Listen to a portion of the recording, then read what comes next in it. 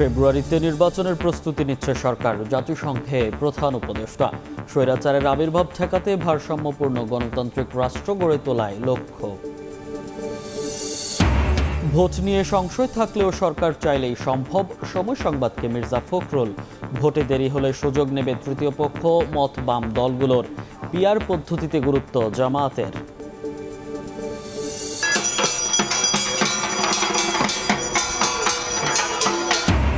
রংতুলিতে সাজছে মন্দির, চলছে শেষ সময়ের প্রস্তুতি। এবার ৩৩,০০০-এর বেশি মণ্ডপে হবে দুর্গাপূজা। এক বছরে বাড়ল প্রায় ২,০০০। পূজা উদযাপন কমিটির ব্রিফিং। এবং জাতিসংঘে নেতানিয়াহুর ভাষণের সময় ভেতরে বাইরে প্রতিবাদ। ওয়াকআউট করেন বাংলাদেশ সহ বিভিন্ন দেশের প্রতিনিধিরা। নিউ ইয়র্কের টাইমস স্কোয়ারে হাজারো মানুষের বিক্ষোভ।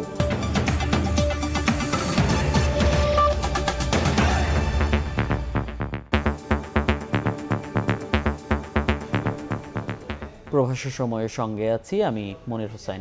ফেব্রুয়ারিতে নির্বাচন আয়োজনের প্রস্তুতি নিচ্ছে সরকার। পাশাপাশি আইনের শাসন নিশ্চিতে সংস্কার কর্মসূচিও চলমান রয়েছে। জাতিসংঘ অধিবেশনে দ্বিতীয়বারের মতো দেয়া ভাষণে প্রধান উপদেষ্টা ডক্টর মোহাম্মদ ইউনুস আরও বলেন, স্বৈরাচারের আবির্ভাব ঠেকাতে ভারসাম্যপূর্ণ গণতান্ত্রিক রাষ্ট্র গড়ে তোলাই তার সরকারের লক্ষ্য। এ সময় প্রধান উপদেষ্টা বলেন, মিয়ানমার সংঘাতে ঝুঁকিতে পড়ছে আঞ্চলিক স্থিতিশীলতা। পাশাপাশি কঠিন হয়ে পড়েছে রোহিঙ্গা প্রত্যাবাসনও। জাতিসংঘ সদর দফতর থেকে হাসানুজ্জামান সাকির রিপোর্টে বিস্তারিত। Chief Advisor of the Interim Government of the People's Republic of Bangladesh. BNP, Jamaat ও এনসিপির সফরসঙ্গী রাজনীতিবিদদের নিয়ে জাতিসংঘ সাধারণ পরিষদের অধিবেশনে প্রবেশ করেন প্রধান উপদেষ্টা ডক্টর মোহাম্মদ ইউনুস। স্থানীয় সময় বেলা 11টা 25 পোডিয়ামে আসেন অন্তর্বর্তী সরকারের প্রধান। এবার নিয়ে দ্বিতীয়বারের মতো জাতিসংঘে ভাষণ দিলেন ডক্টর ইউনুস। দর্শনের প্রায় 40 মিনিটের ভাষণের শুরুতেই গণ অভ্যুত্থান সংগঠিত একটি দেশের রূপান্তরের আকাঙ্ক্ষার গল্প তুলে ধরেন ডক্টর ইউনুস। প্রধান উপদেষ্টা জানান, ফেব্রুয়ারিতে জাতীয় সংসদ নির্বাচন আয়োজনে প্রস্তুতি নিচ্ছে সরকার। আগামী বছরের ফেব্রুয়ারি মাসে আমরা জাতীয় নির্বাচন অনুষ্ঠানের প্রস্তুতি নিচ্ছি। পাশাপাশি স্বচ্ছতা ও জবাবদিহিতা, আইনের শাসন নিশ্চিত করবার জন্য আমাদের নিরবচ্ছিন্নভাবে নাগরিক বান্ধব সংস্কার চালিয়ে যাচ্ছে। ডক্টর ইউনুস বলেন, ভারসাম্যপূর্ণ গণতান্ত্রিক রাষ্ট্র কাঠামো গড়ে তোলাই অন্তর্বর্তী সরকারের লক্ষ্য, যেখানে আর কোনো স্বৈরশাসকের আবির্ভাব হবে না। ভেঙে পড়া রাষ্ট্র কাঠামোকে পুনর্গঠন করে জনগণের আকাঙ্ক্ষা পূরণের জন্য প্রয়োজন ছিল ব্যাপক প্রাতিষ্ঠানিক সংস্কারের। আমাদের লক্ষ্য ছিল ক্ষমতার ভারসাম্যপূর্ণ একটি গণতান্ত্রিক রাষ্ট্র কাঠামো গড়ে তোলা, যেখানে আর কোনো স্বৈরশাসকের আবির্ভাব হবে না। উন্নয়নশীল দেশগুলোর পাচার হওয়া অর্থ কোনোভাবেই যেন উন্নত বিশ্বে যেতে না পারে, এজন্য কার্যকর ভূমিকা গ্রহণ করতে বিশ্ব নেতাদের প্রতি আহ্বান জানান তিনি। যেসব দেশ ও প্রতিষ্ঠান এই পাচারকৃত সম্পদ গচ্ছিত রাখবার সুযোগ দিচ্ছে, তাদের আমি আহ্বান জানাচ্ছি তারা যেন এই অপরাধের সঙ্গে শরিক না হয়। আমি উন্নয়নশীল দেশ হতে সম্পদ পাচার রোধে কঠোর আন্তর্জাতিক বিধিবিধান প্রণয়ন এবং এর প্রয়োগ নিশ্চিতের প্রস্তাব করছি। রোহিঙ্গা সংকট কোনোভাবেই বাংলাদেশ মিয়ানমারের দ্বিপাক্ষিক সমস্যা নয় উল্লেখ করে টেকসই সমাধানে আন্তর্জাতিক সম্প্রদায়কে এগিয়ে আসার আহ্বান জানান প্রধান উপদেষ্টা। মায়ানমারের চলমান সংঘাত সমগ্র অঞ্চলের জন্য গভীর উদ্বেগজনক পরিস্থিতির সৃষ্টি করেছে। এটি যে শুধু আঞ্চলিক স্থিতিশীলতাকে ঝুঁকিতে ফেলছে তা নয়, বরং বাংলাদেশে আশ্রয়প্রাপ্ত বলপূর্বক বাস্তুচ্যুত রোহিঙ্গাদের তাদের মাতৃভূমি মায়ানমারে প্রত্যাবাসনকেও কঠিন করে তুলেছে। স্বাধীন ফিলিস্তিন রাষ্ট্র প্রতিষ্ঠার মাধ্যমে দ্বিরাষ্ট্রভিত্তিক সমাধান বাস্তবায়নের উপর তাগিদ দেন সরকার প্রধান। পূর্ব জেরুজালেমকে রাজধানী করে একটি স্বাধীন ফিলিস্তিন রাষ্ট্র গঠনের মাধ্যমে এই সমস্যার দ্বিরাষ্ট্রীয় ভিত্তিক সমাধান এখনই বাস্তবায়ন করতে হবে। ডক্টর ইউনুস উল্লেখ করেন, একবিংশ শতাব্দীতে কোন সমাজেই ঘৃণা, অসহিষ্ণুতা, বর্ণবাদ, বিদেশিদের প্রতি বিদ্বেষ বা ইসলাম বিদ্বেষের কোনো স্থান নেই। আগামী ফেব্রুয়ারিতে বাংলাদেশে জাতীয় সংসদ নির্বাচন হবে জানিয়েছেন প্রধান উপদেষ্টা ডক্টর মোহাম্মদ ইউনুস। তবে তিনি চলমান সংস্কার কর্মসূচির উপরও বেশ জোর দিয়েছেন তার ভাষণে। ডক্টর মোহাম্মদ ইউনুস আশাবাদ ব্যক্ত করেছেন, গণতান্ত্রিক ব্যবস্থায় রাজনৈতিক দলগুলো চলমান সংস্কার ছাড়াও জুলাই সনদ বাস্তবায়ন করবে। হাসানুজ্জামান সাকি, সময় সংবাদ, জাতিসংঘ সদর দপ্তর, নিউ ইয়র্ক। ফেব্রুয়ারিতে নির্বাচন নিয়ে দেশের মানুষ সংশয়ে আছে উল্লেখ করে বিএনপি মহাসচিব মির্জা ফখরুল ইসলাম আলমগীর বলেছেন, সরকার চাইলেই নির্ধারিত সময়ে ভোট করা সম্ভব। নিউ ইয়র্কে সময় সংবাদকে সাক্ষাৎকারে বিএনপি মহাসচিব বলেন, আস্থা অর্জনে অন্তর্বর্তী সরকারকে আরও কার্যকর উদ্যোগ নিতে হবে। তিনি মনে করেন, প্রধান উপদেষ্টা নির্বাচনের ব্যাপারে আন্তরিক। বিশ্ববাসীকে সেই বার্তা দিতে জাতিসংঘ অধিবেশনে সফর সঙ্গী হিসেবে রাজনীতিকদের যুক্ত করেছেন। হাসানুজ্জামান সাকির আরও একটি রিপোর্ট। জাতিসংঘ সাধারণ পরিষদের অধিবেশনে যোগ দিতে যুক্তরাষ্ট্রে অবস্থান করছেন বিএনপি মহাসচিব মির্জা ফখরুল ইসলাম আলমগীর। প্রধান উপদেষ্টার সফরসঙ্গী হয়ে তিনি নিউ ইয়র্কে এসেছেন। নির্বাচন নিয়ে আলোচনায় মির্জা ফখরুল বলেন, প্রায় 2 দশক ধরে দেশের জনগণ ভোটাধিকার প্রয়োগ করতে পারেনি। পতিত শেখ হাসিনা সরকার সুষ্ঠু নির্বাচন হতে দেয়নি। আওয়ামী লীগ সরকার পতনের পরও মানুষের মধ্যে একই সংশয় রয়ে গেছে। বাংলাদেশের মানুষের মধ্যে কনফিউশন আছে, ইলেকশন হবে কিনা, বিভিন্ন রকম। এটা হয়ে গেছে কি, বাংলাদেশের মানুষের মধ্যে একটা সমস্যা তৈরি হয়েছে, আস্থাহীনতা সবকিছুর উপর। যে কারণে চিফ অ্যাডভাইজারের কথাটাও তারা মনে করে যে ঠিক আছে কিনা, বা আপনার ইম্পর্টেন্ট কেউ বললো, রাজদলগুলো বললো, তারা মনে করে যে এটা, ওইটাকে তিনি আরো দৃঢ় করতে চান। নির্বাচন নিয়ে যে সংশয় তৈরি হয়েছে তা অন্তর্বর্তী সরকারকেই দূর করতে হবে বলেও জানান বিএনপি মহাসচিব। প্রস্তুতি আপনার ইলেকশন হলেই হয়ে যায়। বাংলাদেশে প্রচুর ইলেকশন হয়েছে 3 মাসে। আপনার কেয়ারটেকার গভর্নমেন্ট 3 মাসে ইলেকশন হয়েছে, গভর্নমেন্ট চেঞ্জ হয়েছে। এটা বাংলাদেশে ইলেকশন ইজ নো প্রবলেম। আপনি গভর্নমেন্ট যে ফার্ম থাকে যে আমি ইলেকশন করবো, তাহলে ইলেকশন হয়ে যাবে। আমরা বলছি যে আমরা কোনো পার্টিকুলার পলিটিক্যাল পার্টিকে ব্যান করার পক্ষে না। প্রধান উপদেষ্টা নির্বাচনের ব্যাপারে আন্তরিক, তাই বিশ্ববাসীকে সেই বার্তা দিতে জাতিসংঘ অধিবেশনে সফর সঙ্গী হিসেবে রাজনীতিকদের যুক্ত করেছেন বলেও মনে করেন মির্জা ফখরুল। প্রফেসর ইউনূস সবখানি উনি ওনার মতো করে একটা সব জায়গায় একটা পারফেকশন চান, এবং উনি আপনার সুনাম রাখতে চান, তার সুনামকে রক্ষা করতে চান। উনি ভেবেছিলেন যে রাজনৈতিক দলগুলোকে যদি এখানে নিয়ে এসে আমি একসাথে যদি প্রেজেন্টেড হতে পারি টু গ্লোবাল অর্গানাইজেশন ইভেনের মতো জায়গায়, তাহলে that will give a good message to the world, and আপনার একটা আস্থা বাড়বে মানুষের আর কি। এই জন্যই তিনি সেভাবেই আমাদেরকে দাওয়াত করেছিলেন। আমি জিজ্ঞেস করেছেন তাকে, তোমার অনলি ইন্টেনশন। যাই হোক, এখন আমি এটাকে অ্যাপ্রিসিয়েট করি যে ফর দ্য ফার্স্ট টাইম উনি যারা পলিটিক্সে আসতে পারে, গভর্নমেন্ট আসতে পারে, বা অপোজিশন পরে যারা গভর্নমেন্ট হবে, তাদেরকে তিনি নিয়ে এসছেন। It's a very good gesture. দেশের মানুষ নির্বাচনমুখী দাবি করে ভোট আয়োজনে সরকারকে মনোনিবেশ করার তাগিদ দেন মির্জা ফখরুল ইসলাম আলমগীর। বাংলাদেশের আসন্ন নির্বাচন নিয়ে অনিশ্চয়তা যেন কাটছেই না। ঢাকা কিংবা নিউ ইয়র্ক, সবার মধ্যেই নির্বাচন নিয়ে শঙ্কা, সংশয়। বিএনপি মহাসচিব মির্জা ফখরুল ইসলাম আলমগীরের বক্তব্যেও তা প্রকাশ পেল। তবে তিনি মনে করেন, ফেব্রুয়ারিতেই যে নির্বাচন হবে তা নিয়ে সরকার প্রধান ডক্টর ইউনূসের আন্তরিকতার কোনো কমতি নেই। হাসানুজ্জামান সাকি, সময় সংবাদ, নিউ ইয়র্ক, যুক্তরাষ্ট্র। জাতীয় নির্বাচনে কোনো দলকে জিতিয়ে দেওয়ার নীল নকশা হলে জনগণ তা ছেড়ে দেবে না বলে হুঁশিয়ারি দিয়েছে বিএনপি।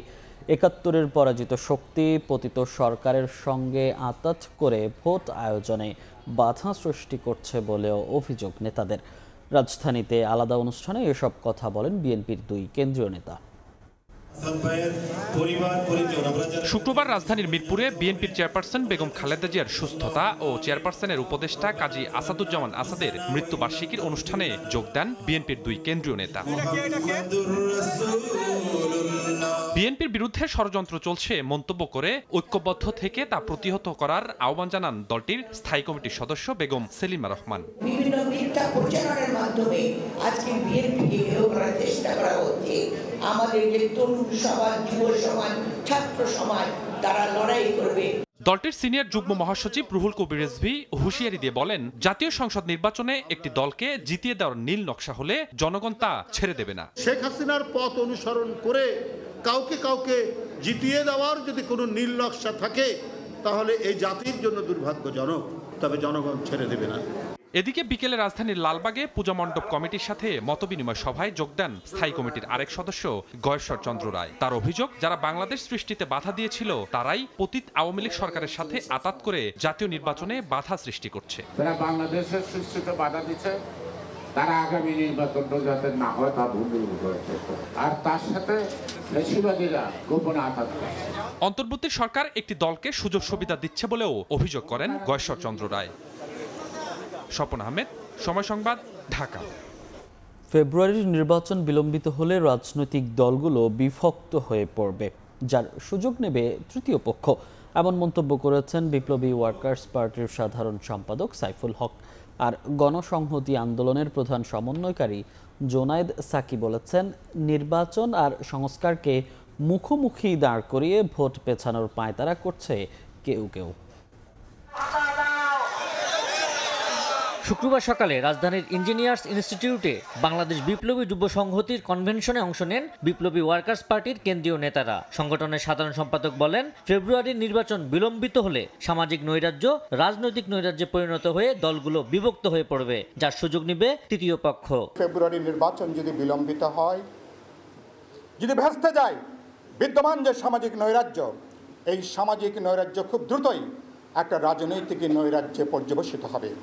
রাজনৈতিক দলগুলোর মধ্যে বিভক্তি, বিভাজন, হিংসা, বৈরিতারা বাড়বে। এদিকে জাতীয় প্রেস ক্লাবের সামনে ঢাকা প্রাইভেট কার চালক ইউনিয়নের 1 বছর পূর্তি আয়োজনে অংশ নিয়ে গণসংহতি আন্দোলনের প্রধান সমন্বয়কারী জোনায়েদ সাকি বলেন, সংস্কার আর নির্বাচনকে মুখোমুখি দাঁড় করিয়ে ভোট পেছানোর সুযোগ নেই। নির্বাচন ছাড়া আমাদের সংস্কার শেষ করা যাবে না।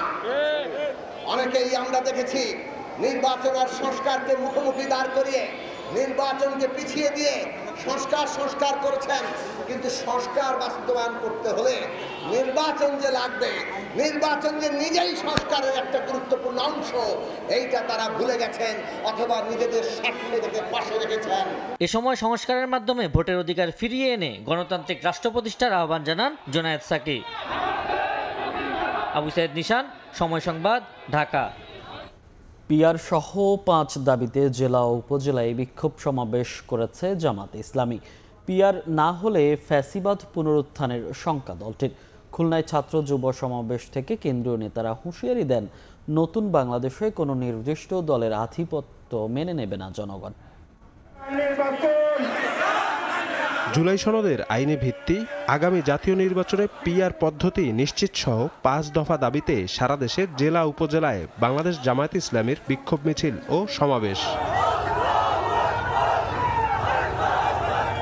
শুক্রবার সকালে কিশোরগঞ্জ, ঝিনাইদহ, পটুয়াখালী সহ বিভিন্ন এলাকায় কর্মসূচি পালন করে সংগঠনটির নেতারা। দাবি করেন, ফ্যাসিবাদী নির্বাচনী ব্যবস্থা বিলুপ্ত করতে পিআর পদ্ধতিতে নির্বাচন এবং লেভেল প্লেইং ফিল্ড নিশ্চিতের বিকল্প নেই। এদিন নির্ধারিত সময়ের আগেই খুলনার ডুমুরিয়া স্বাধীনতা চত্বরে নেতাকর্মীদের ভিড়। বাংলাদেশ জামায়াতে ইসলামী খুলনা জেলা শাখার আয়োজনে সকাল 9টায় শুরু হয় ছাত্র ও যুব সমাবেশ। বক্তব্য রাখেন দলটির কেন্দ্রীয় নেতারা। একটি দলকে ইঙ্গিত করে বলেন, নতুন বাংলাদেশে কোনো নির্দিষ্ট রাজনৈতিক দলের আধিপত্য মেনে নেবে না জনগণ।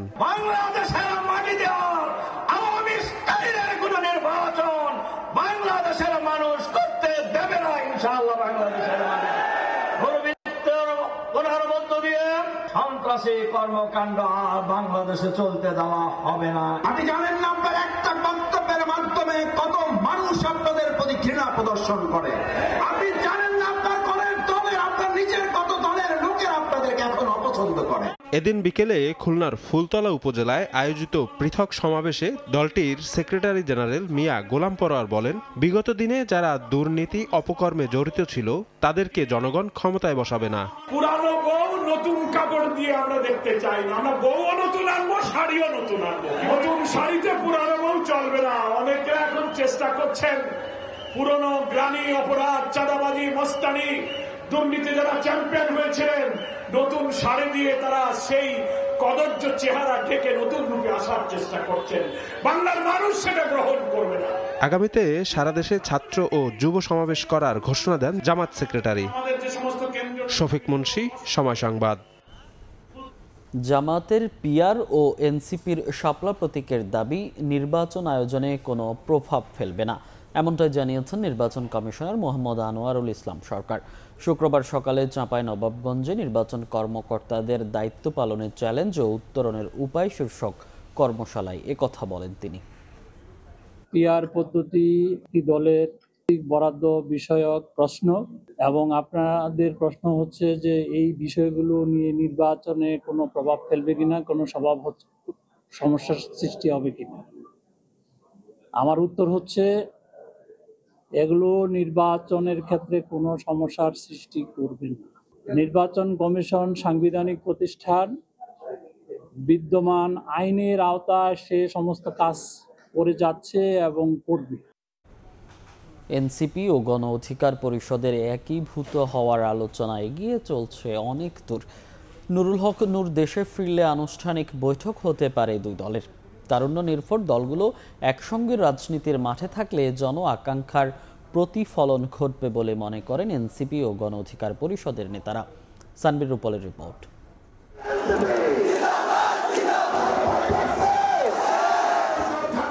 বেশ কিছুদিন ধরে রাজনীতির মাঠে নয়া মেরুকরণের গুঞ্জন চলছে। নির্বাচন সামনে রেখে দলগুলোর মধ্যে টানাপোড়েন থাকলেও ভেতরে ভেতরে প্রায় সবাই নিজেদের মধ্যে হিসাব নিকাশ করছে। কেউ কেউ দলের প্রার্থীও ঘোষণা করেছে। পুরানো জোট ভেঙে বিএনপি জামায়াত এখন আলাদা শক্তি। বিএনপি জোট সঙ্গীদের নিয়ে নির্বাচনের ছক কষছে। জামায়াত আছে একক সত্তায়। ইসলামী দলগুলোর জোট হচ্ছে কিনা এর উত্তর এখনো মেলেনি। এর মধ্যে অভ্যুত্থান থেকে জন্ম নেয়া দল এনসিপি ও 18-র কোটা আন্দোলনের পর সৃষ্ট রাজনৈতিক দল গণ অধিকার পরিষদ কি একীভূত হচ্ছে এমন গুঞ্জন চাউর হয়েছে। এর সম্ভাবনা দুই দলের নেতারা উড়িয়ে দেননি। মধ্যমপন্থী যে রাজনৈতিক দলগুলো রয়েছে, যারা সাম্প্রতিক সময়ে প্রতিষ্ঠিত হয়েছে বা প্রতিষ্ঠা লাভ করেছে, তাদের মধ্যেও অনেকটাই আমাদের মধ্যে একটা মিল আছে। রাজনৈতিক কর্মসূচি, চিন্তার জগতে, আদর্শিক জায়গা থেকে, ভবিষ্যৎ মিশন ভিশনের দিক থেকে। তো আমরা মনে করি এই তারুণ্যের শক্তিগুলো যদি ঐক্যবদ্ধ হয়, এই শক্তিগুলো যদি ইউনাইটেড হয়, তাহলে দেশ ও জাতির জন্য মঙ্গল। এবং দেশের মানুষ চায় যে বাংলাদেশের এই যে দ্বিদলীয় বৃত্ত, এই বৃত্ত থেকে বের হতে। আমরা একটা মধ্যমপন্থী গণতান্ত্রিক শক্তিগুলোর একটা আলাদা বলয় তৈরি করতে চাই। তো এবং এইটা করলে বেশিরভাগ আমরা মনে করি যে বাংলাদেশের জনগণের বেশিরভাগ মানুষের আকাঙ্ক্ষা হচ্ছে এই ধরনের একটা মানে অ্যালায়েন্স হোক, যেখানে কিনা মধ্যমপন্থা এবং গণতান্ত্রিক শক্তিগুলো একসাথে থাকবে। এখন নানা ইকুয়েশন থাকে রাজনীতিতে, সবকিছু শেষ পর্যন্ত হবে কিনা, এটা ব্যাটে বলে মিলবে কিনা, এটা আসলে আরেকটু সময় দিলে আমরা বুঝতে পারবো। গণ অধিকার পরিষদ আগেই নিবন্ধন পেয়েছে। এনসিপি আছে নিবন্ধনের অপেক্ষায়। দলের কাঠামো ও উদ্দেশ্যের মিল খুঁজে তারুণ্য নির্ভর দল দুটির নেতারা বলছেন, সবার অধিকার নিশ্চিতে মধ্যমপন্থী গণতান্ত্রিক রাজনৈতিক নতুন ধারা জনগণের আকাঙ্ক্ষা। দুই দলের মধ্যে অনানুষ্ঠানিক আলাপে কাঠামো নিয়ে আলোচনা হচ্ছে। একীভূত হলে নাম ও নেতৃত্বের মতো বিষয়গুলো নিয়ে কথা হয়নি। তবে এসব আলোচনার ফলাফল এখনই চূড়ান্ত বলা যাবে না। এই বিষয়গুলো আরেকটু সময় নিয়ে আমাদেরকে দেখতে হবে। বাংলাদেশের রাজনৈতিক পরিবেশ আরেকটু সিরিয়াস হয়ে উঠেছে। এটা আরেকটু কিছুদিন পরে দেখতে হবে যে এটা কতটুকু পর্যন্ত আগায়। তরুণরা যেহেতু গণ অভ্যুত্থানের নেতৃত্ব দিয়েছে, আর গণ অধিকার পরিষদ এবং এনসিপি যেহেতু তরুণদের দল, তো তরুণরা এক হয়ে কাজ যেন করা হয়, এরকম একটা আলোচনা ছিল। ওই আলোচনাটাই এখন যেটা আপনারা শুনতে পাচ্ছেন, দলীয় ফোরামে আলোচনা হবে। আলোচনার পরে এই বিষয়গুলো নিয়ে বিস্তারিত জানানো হবে। গণ অধিকার পরিষদের সভাপতি নুরুল হক নূর চিকিৎসা নিতে সিঙ্গাপুরে অবস্থান করছেন। তিনি ফিরে আসার পর এ বিষয়ে আনুষ্ঠানিক আলোচনা হতে পারে বলে ইঙ্গিত দিয়েছেন নেতারা। সানবির রূপল, সময় সংবাদ, ঢাকা। 6,500 কোটি টাকা অর্থায়ন নিশ্চিত হওয়ায় অক্টোবর মাসেই শুরু হচ্ছে কক্সবাজারের মাতারবাড়ি গভীর সমুদ্র বন্দরের জেটি, টার্মিনাল, শেড এবং ইয়ার্ড নির্মাণের কাজ। এর মধ্যে জাপানি উন্নয়ন সংস্থা জাইকার 5,500 কোটি টাকার পাশাপাশি বাকি 1,000 কোটি টাকার যোগান দিচ্ছে চট্টগ্রাম বন্দর কর্তৃপক্ষ। আরও 10,000 কোটি টাকার সিভিল ওয়ার্ক সহ যন্ত্রপাতি কেনার কাজও শুরু হবে দ্রুতই। সাখত টিপুর ক্যামেরায় কমলদের রিপোর্ট। অন্তত 4 বছর আগেই 9,500 কোটি টাকা খরচ করে তৈরি করা হয়েছিল 14 মিটার গভীরতা এবং 6 কিলোমিটার দীর্ঘ নতুন নৌ চ্যানেল। কিন্তু নানামুখী জটিলতায় দীর্ঘদিন ধরে আটকে ছিল মাতারবাড়ি গভীর সমুদ্র বন্দরের অবকাঠামোগত নির্মাণ কাজ। অবশেষে বন্দরের সেই জটগুলো খুলতে শুরু করেছে। আর তাই আগামী অক্টোবরে জাহাজ বেড়ার জেটি, টার্মিনাল, শেড এবং কন্টেনার ইয়ার্ড নির্মাণ কাজ শুরুর অনুমতির অপেক্ষায় রয়েছে প্যান্টা ওশান এবং টয়া কর্পোরেশন নামে দুটি জাপানি প্রতিষ্ঠান। বর্তমানে আমরা চিটং পোর্টে মাত্র 10 মিটারের ড্রাফটে জাহাজ আনতে পারি, এবং প্রায় 2 থেকে 2,500 টিউজের বেশি যেগুলো ক্যারি করতে পারে না এই সমস্ত জাহাজ। তো সেখানে আমরা আশা করছি 7 থেকে 8,000 টিউজ কন্টেইনার নিয়ে জাহাজ আসতে পারবে। 17,000 কোটি টাকার এই মাতার বাড়ি প্রকল্পের প্রথম পর্যায়ে সিভিল ওয়ার্কে খরচ হবে 5,500 কোটি টাকা, যন্ত্রপাতি কেনা হবে 900 কোটি টাকার, আর অবকাঠামোগত উন্নয়নে খরচ হবে 6,500 কোটি টাকায়। মাতারবাড়ি গভীর সমুদ্র বন্দরে 460 মিটার দীর্ঘ একটি ডেডিকেটেড কন্টেইনার জেটি এবং 300 মিটার দীর্ঘ অপর একটি মাল্টিপারপাস জেটি নির্মাণ করা হবে। কার্গো হলো আসলে কিং অফ দিস আপনার পোর্ট, কার্গো ওখান থেকে জেনারেট করতে হবে। তার জন্য আমাদের ওখানে ইন্ডাস্ট্রিয়াল বা ম্যারিটাইম ম্যানুফ্যাকচারিং হাব লাগবে। মাতারবাড়ি বন্দর হবে এই অঞ্চলের বন্দর, এই অঞ্চলের একটা বন্দর যেটা হবে ডিপসি পোর্ট, এবং বাংলাদেশের অর্থনীতি ডিপসি পোর্টকে প্রয়োজন বলেই মাতারবাড়িতে এটা করা হচ্ছে। আগামী 2030 সালের মধ্যে পুরোদমে অপারেশনে যাওয়ার কথা রয়েছে মাতারবাড়ি গভীর সমুদ্র বন্দর। কমল দে, সময় সংবাদ, চট্টগ্রাম। সবুজ বিনিয়োগে পরিবেশের সুরক্ষায় গুরুত্বপূর্ণ ভূমিকা রাখছে বাংলাদেশের তৈরি পোশাক শিল্প, এমন মন্তব্য করেছেন সুইজারল্যান্ডের রাষ্ট্রদূত। কর্মক্ষেত্র নিরাপদ হয়েছে উল্লেখ করে এবার রফতানি বাজার বাড়াতে ব্র্যান্ডিং বাংলাদেশে গুরুত্ব দেওয়ার তাগিদ দিচ্ছেন উদ্যোক্তারা। বিশ্বের সবচেয়ে ভালো মানের পরিবেশ বান্ধব 10টি তৈরি পোশাক কারখানার মধ্যে 9টিই রয়েছে বাংলাদেশে। মার্কিন লিড সনদের হিসাবে সর্বোচ্চ সংখ্যক 263 সবুজ কারখানা রয়েছে এদেশেই। এমনই একটি রপ্তানিমুখী তৈরি পোশাক কারখানা আশুলিয়ার 4A ইয়ার্ন ড্রাইং। টিম গ্রুপের এই কারখানাটিতে কাজ করেন 7,500 শ্রমিক। প্রত্যেকেই সন্তুষ্ট কর্মপরিবেশ ও বেতন ভাতা সহ আনুষঙ্গিক সুযোগ সুবিধায়। স্যালারি 1 তারিখেই দিয়ে দেয় মালিকে, মাতৃকালীন ছুটিটাও আমরা পাই। বাচ্চা একটু বড় থাকলে এখানে আমাদের অফিসে রাখার সুযোগ আছে। আমাদের মূল কাজই হচ্ছে ওয়ার্কারদের বিভিন্ন সুযোগ সুবিধা এনশিওর করা। বৃহস্পতিবার এই কারখানাটি পরিদর্শনে আসেন সুইজারল্যান্ডের রাষ্ট্রদূত। ঘুরে দেখেন পোশাক তৈরির বিভিন্ন ধাপ, জানান সবুজ শিল্পায়নে রেকর্ড গড়ে এগিয়ে চলেছে Bangladesh. The economy of Bangladesh. I was very pleased to visit this morning the factory here for two reasons. First of all, it's a very modern factory. I was impressed by what I saw, and then of course also because this factory is producing for brands in Switzerland. How you can combine business success with sustainable development. 4A dyeing কর্তৃপক্ষ জানায় বাংলাদেশি পণ্যের বাজার বাড়াতে দরকার made in বাংলাদেশের branding. আজ পর্যন্ত কোনো কাস্টমার আমাদেরকে ছেড়ে যায় নাই because of our service, delivery, quality and everything. দেশের অন্যতম রপ্তানি আয়ের এই ঘাটতি শুধু টিকে থাকার লড়াই করছে না, বরং বিশ্বে দায়িত্বশীল ও সবুজ উৎপাদনে নেতৃত্ব দিচ্ছে। MS আরিফিন, আশুলিয়া, সাভার, ঢাকা। প্রতিষ্ঠার এক যুগেও নাগরিক সেবা বাড়েনি গাজীপুর সিটি কর্পোরেশনে। যত্রতত্র আবর্জনায় ছেয়ে গেছে পুরো নগরী। কর্তৃপক্ষ বলছে সমাধানের পথ জানা নেই তাদের। যেন আকাশ ছুঁয়েছে আবর্জনার স্তূপ। এর নিরাপদ উচ্চতা যেখানে 50 ফুট, সেখানে তা 8 থেকে 10 তলার চূড়ায় গিয়ে ঠেকেছে। শিল্পনগরী হওয়ায় ঘনবসতিপূর্ণ এলাকা গাজীপুর সিটি কর্পোরেশন। বিপুল জনসংখ্যার সঙ্গে পাল্লা দিয়ে বাড়ছে মানবসৃষ্ট বর্জ্য। সিটি কর্পোরেশনের তথ্য বলছে শুধু মহানগর এলাকায় দিনে প্রায় 3,000 মেট্রিক টন আবর্জনা সৃষ্টি হয়। দিন যায়, কর্তৃপক্ষ বদলায়। সিটি কর্পোরেশন হওয়ার 1 যুগ পেরিয়ে গেলেও এই শহরের বর্জ্য ব্যবস্থাপনার উদ্যোগ নেয়নি কেউ। বিকল্প ডাম্পিং স্টেশন না থাকায় এই এক জায়গাতেই বছরের পর বছর ধরে ফেলা হচ্ছে ময়লা। ধীরে ধীরে উঁচু হচ্ছে পাহাড়, বাড়ছে এর প্রশস্ততাও। ভাগাড়ের পেছনে তুরাগ নদ।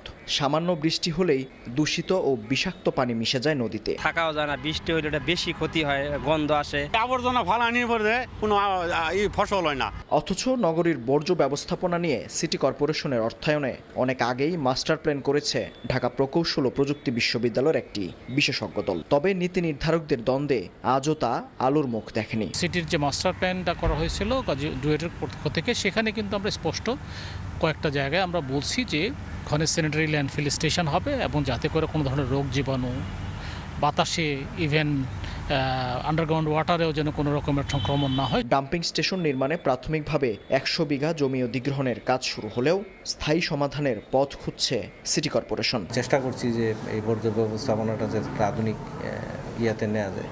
একসাথে অনেক পরিমাণ জায়গা পাওয়া গাজীপুরে কিন্তু একটা বিশাল চ্যালেঞ্জের জায়গা। বর্জ্য অপসারণের নামে গাজীপুরের প্রতিটি ঘর থেকেই নির্দিষ্ট অর্থ আদায় করে সিটি কর্পোরেশন। মেহেদী হাসান, সময় সংবাদ, গাজীপুর। সারা দেশে এবার ৩৩,৩৫৫টি মণ্ডপে হবে শারদীয় দুর্গাপূজা। গত বছরের তুলনায় এবার মণ্ডপের সংখ্যা বেড়েছে প্রায় ২,০০০। শুধু ঢাকা মহানগরে পূজা হবে ২৫৯টি মণ্ডপে। রাজধানীর ঢাকেশ্বরী মন্দিরে সংবাদ সম্মেলনে এ তথ্য জানায় সার্বজনীন পূজা কমিটি ও জাতীয় পূজা উদযাপন পরিষদ।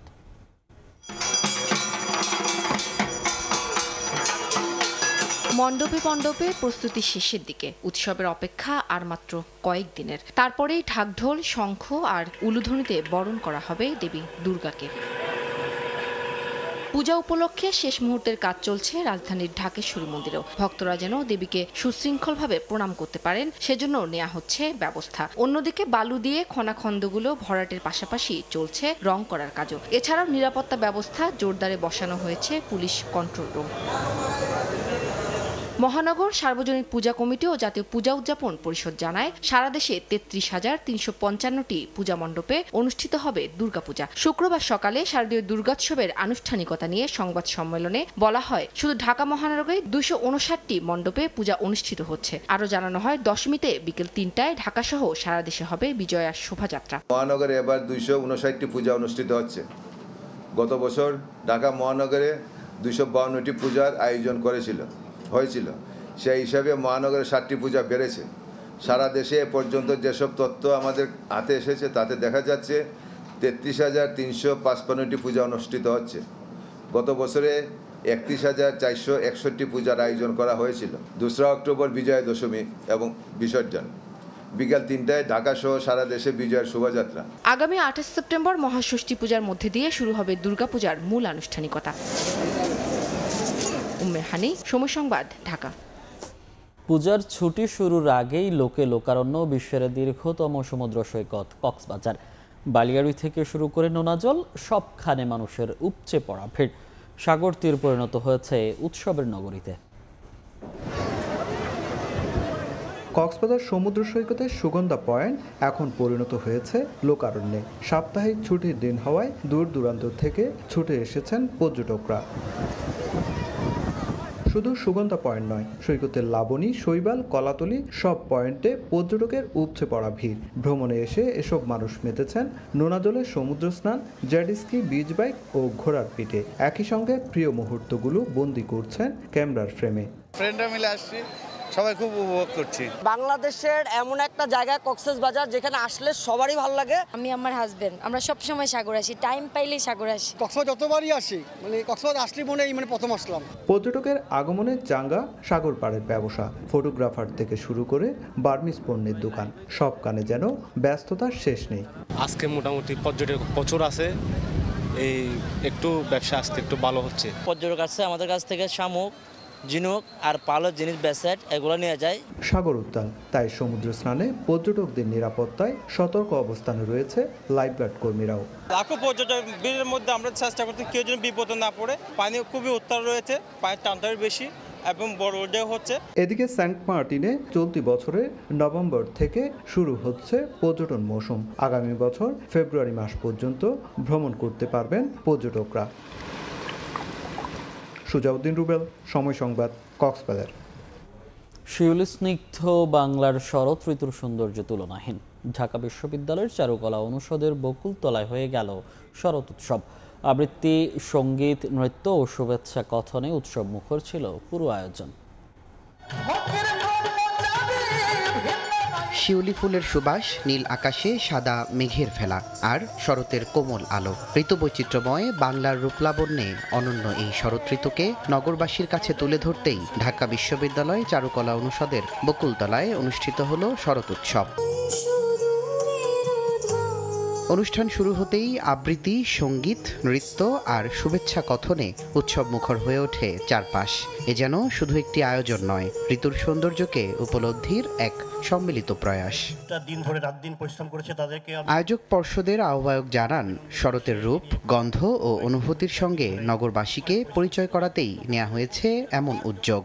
বাংলাদেশের মানুষের যে সাম্প্রদায়িক সম্প্রীতি, এটাকে যাতে অটুট রাখা যায়, এই জায়গায় এই প্রফুল্ল কাশফুল কিংবা সাদা মেঘ আকাশ, এর আহ্বানে আমরা দেশকে যদি আমরা সম্প্রদায় সম্প্রীতিতে এগিয়ে নিতে পারি, এটাই আমাদের আজকের উদ্দেশ্য।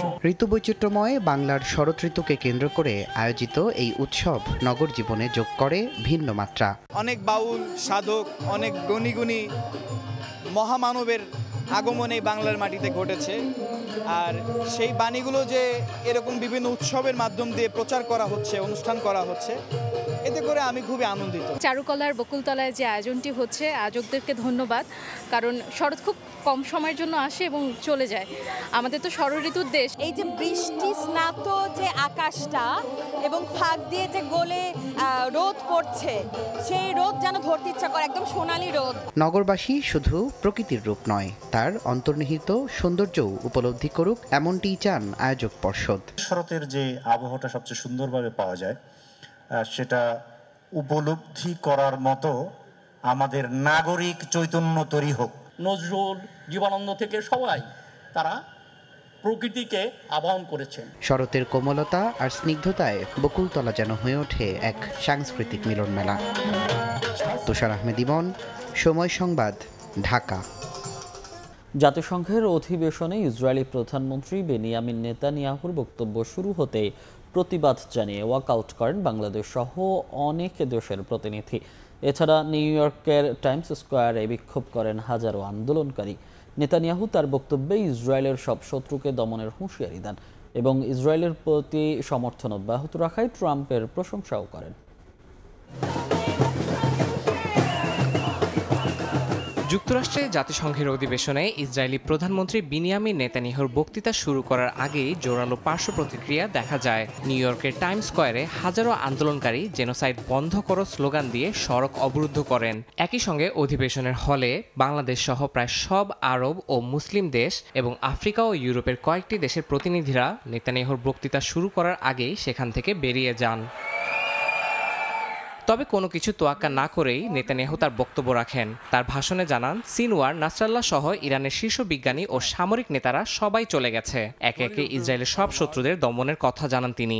এছাড়া মার্কিন প্রেসিডেন্ট ডোনাল্ড ট্রাম্পকে নিয়ে বক্তব্য শুরু করার সাথে সাথেই করতালিতে মুখর হয়ে ওঠে অধিবেশন। নেতানিয়াহুর বক্তব্য ট্রাম্পের প্রশংসায় মুখরিত ছিল এবং তিনি ইসরায়েলের প্রতি যুক্তরাষ্ট্রের সমর্থনের জন্য কৃতজ্ঞতা প্রকাশ করেন। তার এসব বক্তব্যে উচ্ছ্বাসিত হন যুক্তরাষ্ট্রের প্রতিনিধি দলের সদস্যরা। নেতানিয়াহু তার বক্তব্যে জানান, ভাষণটি সরাসরি গাজায় লাউডস্পিকারে সম্প্রচার করা হচ্ছে। বলেন, ইসরায়েলি গোয়েন্দাদের বিশেষ ব্যবস্থায় গাজার মানুষের ফোনে তার বার্তা পৌঁছে দেওয়া হচ্ছে। বন্দীদের উদ্দেশ্যে বলেন, তিনি তাদের ভুলে যাননি। একই সঙ্গে হামাসকে হুঁশিয়ারি দেন, বন্দীদের মুক্তি যুদ্ধ থামাতে পারে, না হলে অভিযান চলবে অনির্দিষ্টকাল। ইয়াসিন মোহাম্মদ জিসান, সময় সংবাদ। যুক্তরাজ্যে চাকরির জন্য বাধ্যতামূলক হচ্ছে ডিজিটাল আইডির ব্যবহার। অবৈধ অভিবাসন মোকাবেলার অংশ হিসেবে এই পরিকল্পনার ঘোষণা করেছেন প্রধানমন্ত্রী কিয়ার স্টারমার। তবে বিরোধী দলগুলো বলছে এতে নৌকাযোগে ইংলিশ চ্যানেল পেরিয়ে আসা অভিবাসন ঠেকানো যাবে না। স্টারমার জানিয়েছেন, নতুন আইডি ব্যবস্থা অবৈধভাবে কাজের সুযোগ কমানোর পাশাপাশি নাগরিকদের জন্য নানা সুবিধা আনবে। তবে কনজারভেটিভ, লিবারেল ডেমোক্রেট সহ একাধিক দল এটিকে গণনজরদারি ও নাগরিক স্বাধীনতার জন্য হুমকি বলে সমালোচনা করছে। সরকারের পরিকল্পনা অনুযায়ী 2029 সালের মধ্যেই কর্মক্ষেত্রে ডিজিটাল আইডি বাধ্যতামূলক করা হবে।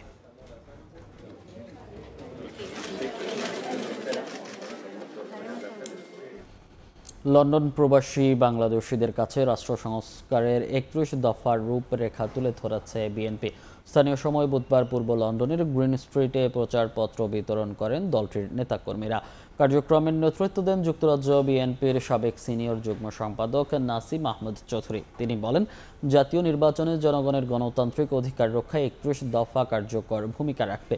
প্রচারণায় অংশ নেন যুক্তরাজ্য বিএনপি ও অঙ্গ সংগঠনের নেতাকর্মীরা। তারা বলছেন, প্রবাসীদের কাছে এই ধরনের উদ্যোগ দল সম্পর্কে ইতিবাচক মনোভাব তৈরি করবে। বিসিবি নির্বাচনের খবর। তৃতীয় বিভাগের বিতর্কিত 15 ক্লাবকে রেখেই বিসিবি নির্বাচনের চূড়ান্ত তালিকা প্রকাশ করা হয়েছে। তাদের বিরুদ্ধে অভিযোগ প্রমাণ না হওয়ায় এমন সিদ্ধান্ত নিয়েছে নির্বাচন কমিশন। খসড়া তালিকায় না থাকায় 5 জেলা ক্রীড়া সংস্থার মধ্যে থেকে ফেরানো হয়েছে 4টিকে। এদিকে নানা গুঞ্জন থাকলেও চূড়ান্ত তালিকায় আছেন তামিম ইকবাল ও ফারুক আহমেদ। নোংরা লোক ডমিনেট করতে।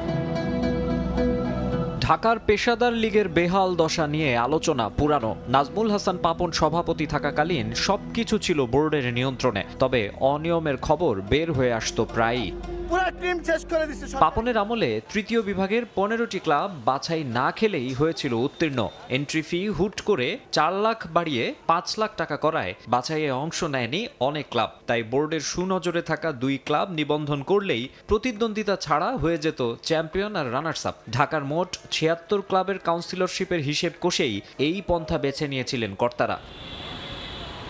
সে সময় এসবের সমালোচনায় মুখর থাকা অনেকেই আবার 2024 সালের 5 আগস্ট পরবর্তী সময়ে নিয়ন্ত্রণ নিয়েছেন ওই বিতর্কিত ক্লাবগুলোর। ভোটের সময় ঘনিয়ে আসতেই সেগুলো নিয়ে আলোচনা বাড়তে থাকে। দুদকের তদন্তে অনিয়মের কথাও উঠে আসে। সে কারণেই 15 ক্লাবকে বাদ রেখে খসড়া কাউন্সিলর তালিকা প্রকাশ করেছিল নির্বাচন কমিশন। তবে ক্লাবগুলোর সুযোগ ছিল আপিলের। কমিশন যে বিষয়টি আমলে নিয়েছে তা হলো ক্লাবগুলোর বিরুদ্ধে অভিযোগ প্রমাণিত নয়, তাই চূড়ান্ত তালিকায় ফেরানো হয়েছে তৃতীয় বিভাগের বিতর্কিত 15 ক্লাবকে। এদিকে খসড়া তালিকায় ছিল না নরসিংদী, সিলেট, নওগাঁ, বগুড়া ও পাবনা জেলা ক্রীড়া সংস্থার কোনো কাউন্সিলর। চূড়ান্ত তালিকায় ফিরেছে 4টি, বাদ রাখা হয়েছে কেবল নরসিংদীকে। তামিম ইকবালকে নিয়ে আপত্তি উঠলেও তা আমলে নেয়নি নির্বাচন কমিশন। ওল্ড ডিওএইচএস এর কাউন্সিলর হিসেবেই আছেন তিনি। আর নির্ধারিত সময়ের কয়েক ঘন্টা পর ফর্ম জমা দেয়া ফারুক আহমেদ দেরির কারণ ব্যাখ্যা করায় তাকে নিয়ে আপত্তিও ধোপে টেকেনি। তিনি কাউন্সিলর, রেঞ্জার্স ক্রিকেট একাডেমি থেকে। মাকসুম আলম খান, সময় সংবাদ, ঢাকা। বিসিবি নির্বাচন নিয়ে সামাজিক মাধ্যমে বর্তমান ক্রিকেটারদের পোস্ট দেওয়ার বিষয়টি লজ্জাজনক বললেন যুব ও ক্রীড়া উপদেষ্টা। তার মতে চূড়ান্ত তালিকা প্রকাশের মধ্য দিয়ে কাউন্সিলরশিপ নিয়ে সমস্ত জটিলতা কেটে গেছে। তামিম ইকবালের অভিযোগকে ভিত্তিহীন বললেন উপদেষ্টা। নির্বাচনী পরিবেশ নিয়েও সন্তোষ প্রকাশ করেন আসিফ মাহমুদ সজীব ভূঁইয়া। সামাজিক যোগাযোগ মাধ্যমে হঠাৎ একই রকম পোস্ট ক্রিকেটারদের। মোহাম্মদ মিঠুন, তাইজুল ইসলাম, নাজমুল হোসেন শান্ত, সৌম্য সরকার, নাসির হোসেন সবাই সরব ক্রিকেট বোর্ড নির্বাচন নিয়ে, সন্দিহান নির্বাচনী পরিবেশ নিয়ে, বোর্ডের ইলেকশন নিয়ে। রানিং ক্রিকেটারদের এমন পোস্টে হতবাক যুব ও ক্রীড়া উপদেষ্টা। পৃথিবীর কোথাও দেখবেন না কোনো ক্রিকেটার, রানিং ক্রিকেটার, খুবই দুঃখজনক যে বোর্ড ইলেকশন নিয়ে কথা বলছে, যেটা তার যে কন্ট্রাক্ট সেখানকার সম্পূর্ণ ভায়োলেশন। এই যে ক্রিকেটারদেরকে দিয়ে দলাদলি করানো, আসলে সেম ফিল করা উচিত। শুধু ফেসবুক পোস্টেই নয়, আসিফ বুলবুলদের নিয়ে অভিযোগের পাহাড় তামিম ও তার সমর্থকদের। ক্রিকেট বোর্ডের ইতিহাসে কোনোদিন এত নোংরামি আমরা কোনো সময় দেখিনি। যদিও চূড়ান্ত ভোটার তালিকা প্রকাশের পর কাউন্সিলরশিপ নিয়ে সংশয় দূর হয়েছে তামিম ইকবালের। ক্রীড়া উপদেষ্টার ভাষ্য না বুঝেই মন্তব্য করেছেন সাবেক অধিনায়ক। বিভিন্ন রিউমারের কারণে বিভিন্ন অ্যাজাম্পশন, অনেকে আপনার কানে এসে বলবে যে ভাই আপনার কাউন্সিলরশিপ চলে যাচ্ছে। এটাই কিন্তু হয়েছে, যেই হারার কোনো সম্ভাবনা থাকে বা হেরে যাওয়ার মনে করে, এটা কোনো নির্দিষ্ট কাউকে আমি বলছি না, সবাই তাদের নির্বাচন নিয়ে একটা প্রশ্ন চলার ইয়ে থাকে। আপনারা আমাকে চান যে আমি পাপন ভাইয়ের মতো বোর্ড বা ক্রীড়া মন্ত্রণালয় চালাই, তাহলে হয়তো আমি বলতে পারতাম যে ঠিক আছে বিএনপি সভাপতি আসুক, কোনো জেলা থেকে এনসিপি সভাপতি আসুক, কোনো জেলা থেকে জামাতের আমির আসুক, কিন্তু আমি তো ওইভাবে অ্যালাউ করতে পারবো না। কোনো রাজনৈতিক দলের সভাপতি এসেছেন, তার আসলে ক্রিকেট বোর্ডে কী কাজ? কাউন্সিলর তো ভোট দেওয়া ছাড়াও আরও কাজ আছে। কিছু জায়গায় এমন হয়েছে, আমি শুনলাম ওই যে 2 জন ক্রীড়া অফিসার আর 1 জন ডিসি বোধহয় এসছে কাউন্সিলর হিসেবে। তা আমি খোঁজ নিলাম যে কেন এরকমটা হলো। ওনারা আমাকে যেটা বললেন যে স্যার আমরা মিটিংয়ে বসছি, মিটিংয়ে 5 জন সদস্য, 5 জনই ক্যান্ডিডেট, তো লাস্টে ওনাদের মধ্যে ঝামেলা করে ওনারা আমাদেরকে বললো যে স্যার আপনি হন। সরাসরি বলা না গেলেও এবারের বিসিবি নির্বাচনে একরকম মুখোমুখি অবস্থানে অন্তর্বর্তী সরকার ও বিএনপি। সরকারের সমর্থন পুষ্ট আমিনুল ইসলাম বুলবুল আর বিএনপি সমর্থিত তামিম ইকবালকে নিয়ে আলোচনা প্রতিনিয়ত। এ নিয়ে অনেকের কপালে দুশ্চিন্তার ভাঁজ পড়লেও ইতিবাচকভাবে দেখছেন উপদেষ্টা। নির্বাচন যদি আপনি মনে করেন যে প্রতিদ্বন্দ্বিতা হবে না, মুখোমুখি অবস্থা হবে না, তাহলে এটা তো ঠিক না। একটা জিনিস হচ্ছে, দেখার বিষয় হচ্ছে আমরা পক্ষপাতহীন এবং একটা অন্তর্ভুক্তিমূলক এবং অংশগ্রহণমূলক নির্বাচন হচ্ছে কিনা সেটা নিশ্চিত করাটা প্রয়োজন। এখন পর্যন্ত সোফার আমি দেখছি ঠিক আছে, কোনো প্রধানমন্ত্রী এসে ঠিক করে দিবে না বা কোনো প্রধান উপদেষ্টা বা ক্রীড়া উপদেষ্টা কেউ ঠিক করে দিবে না যে কে হবে তার জন্যই সব আয়োজন হবে, বাকিদেরকে এলিমিনেট করা হবে, বাকিদেরকে বলা হবে যে তুমি নির্বাচনে দাঁড়াও না, কোনো গোয়েন্দা সংস্থা দিয়ে কল দেওয়ানো হবে যে আপনি আইসেন না। তো এবার তো এরকম কোনো কিছু আপনারা দেখেন নাই। মাকসুম আলম খান, সময় সংবাদ, ঢাকা।